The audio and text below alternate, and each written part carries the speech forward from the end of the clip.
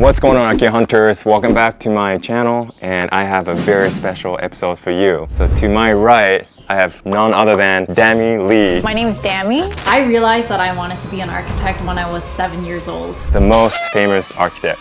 No, not the most famous architect.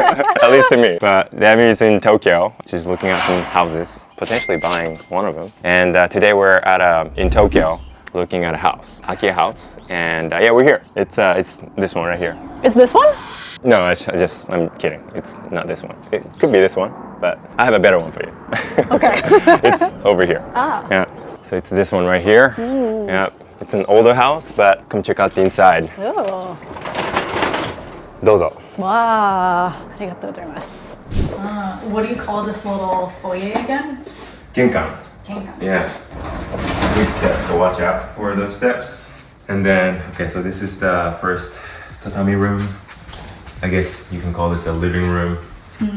With you call this horikotatsu. So it goes underneath, and in the winter time you put a heater underneath. There is a heater already, so and you can have tea. You can have dango, whatever. But yeah, this is the view that you get.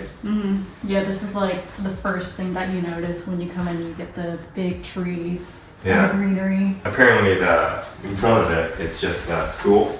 So when I think it's a tennis court. So when there's no kids, it's very quiet. There's nothing really else around. There's an apartment complex here, but that's about it. So it's pretty quiet, being in the heart of Tokyo. You can imagine putting like a little, what do you call it? A hitoki bathtub? Oh yeah, hinoki. Hinoki. Yeah, hinoki. Oh, nice. Yeah, that'd be cool. So yeah, so facing south. So in the summertime, it will probably get quite warm, steamy. I think the second floor might be a little bit warmer than here. But the winter, I think it's gonna be nice, warm, but at night it's gonna be cold.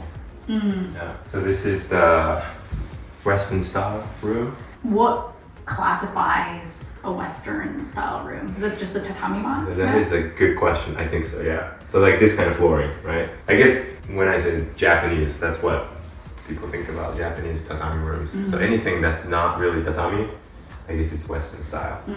Carpeted, vinyl. And no closet space.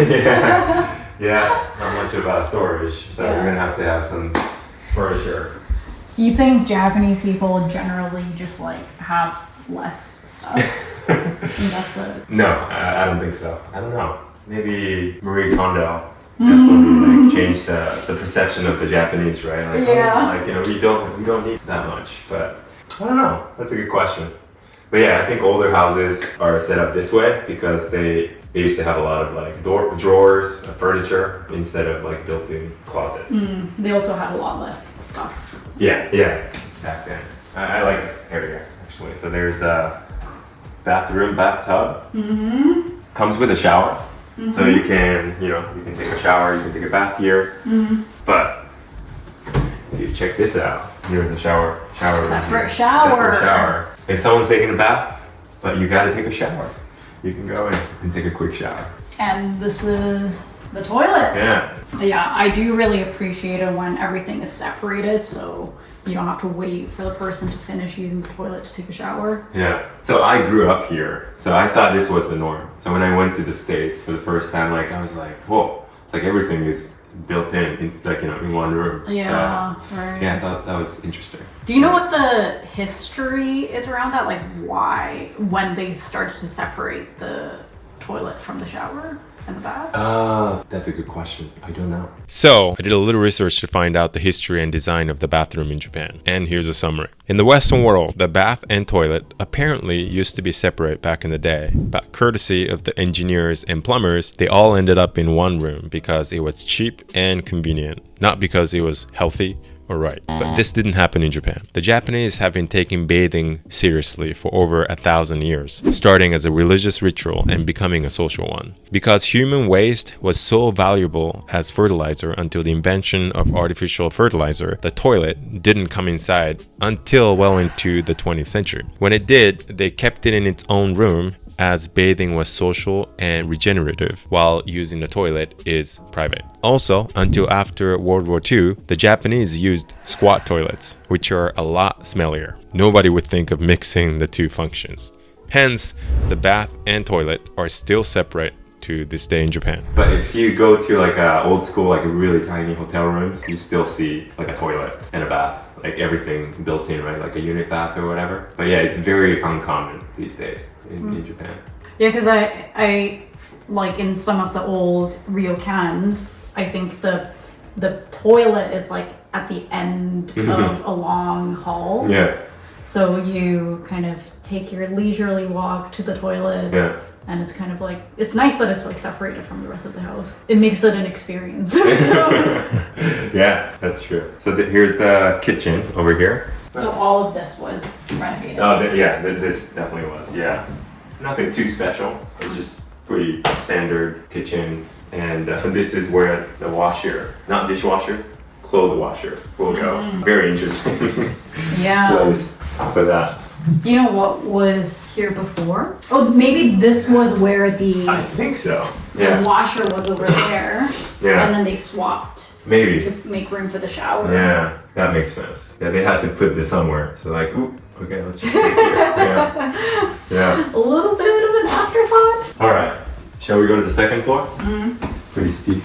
Ooh, so watch out. I actually fell in the stairs at our old Airbnb. Oh no. Are you okay? I got some bruising on my legs. Oh no. So this is the second floor. Yeah, you can definitely feel the heat. Right? Yeah. The summertime it's gonna be warm up here. Yeah, especially during the day when the sunlight hits here. Yeah, these are all single pane windows, right? Yeah. With like very little insulation on the walls. Yeah, from 1960s. So they don't make this kind of windows, but yeah, they wanted to keep this as a balcony. Yeah, it's definitely cooler up here. Yeah. So you would probably leave the windows open and put in like a mosquito net. Yeah, there are a lot of mosquitoes in Japan in the summer. So what do you think about this place? I think it's beautiful. It's it has that traditional Japanese architectural feel with the tatami mats and the actually like access to outside and greenery in a very central location. So that's really wonderful. Obviously there's some downsides, which is like the insulation of the building. It's only May, it's like already pretty warm in here. So I think things like that are probably gonna be a little bit challenging.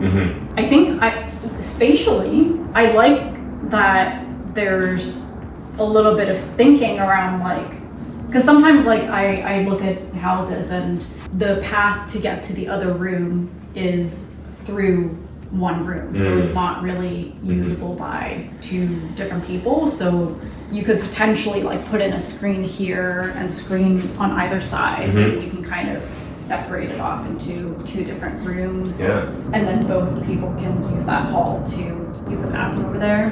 I think it's pretty interesting. We were looking at like other listings, kind of similar land space, living space in this neighborhood.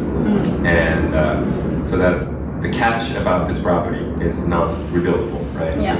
Which means, you cannot demolish and build a new one. You can fix it, but there's, technically you're not allowed to rebuild. For a lot of people, that makes it not as attractive. And that's why the pricing is quite a bit lower than rebuildable houses that are just like this. Like almost 50, you get 50% off, right? Because we're looking at, I think 73 million yen here. And then if you look at something very similar, just around here, that's like 140, something like that, or 150. So that's the risk that you're taking, but also that's the upside that comes with this. Yeah, So. I think that probably the key to a property like this is really understanding the renovation laws, what you can do and what you can not do, because renovation in Japan seems pretty flexible. I think with some creativity and understanding what's possible, it has a lot of potential. Okay, so what's the next step? Next step. Cash offer. All right. Well, thanks for coming over today. It's been fun hanging out with you. Yeah, thanks for having me. Yeah, and you're very active online. Where can people find out more about you? You can find me on YouTube and Instagram and TikTok at Dami Lee Arc. All right. I'm very excited for your future in Tokyo. YouTube. Yeah, and YouTube. I'll be following your social media accounts and what you decide to do with this house or maybe another house in Tokyo. But until then, we'll see you next time. Thanks for watching. Bye.